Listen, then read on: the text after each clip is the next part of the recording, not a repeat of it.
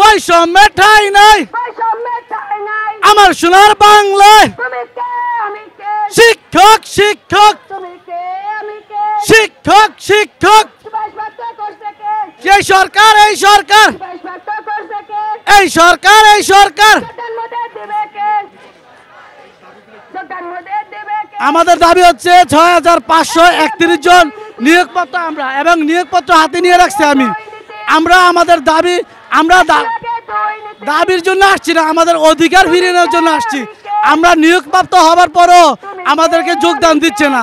গত 6 ফেব্রুয়ারিতে আমাদের এই নিয়োগপত্র আমাদের বাতিল করা হয়েছে।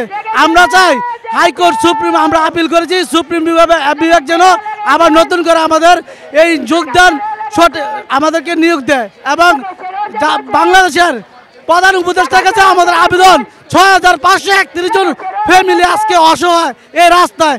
আমাদের তো রাস্তায় ঠিকানা না, আমাদের ঠিকানা হচ্ছে স্কুলে। আমরা কোনো দাবি নিয়ে আসি নাই, আমরা আমাদের অধিকার আদায়ের জন্য আসছি। তাই আমরা প্রধান উপদেষ্টার কাছে আবেদন আমাদের এই 6531 জন ফ্যামিলিকে এই অসহায় জীবনযাপন থেকে রক্ষা করেন।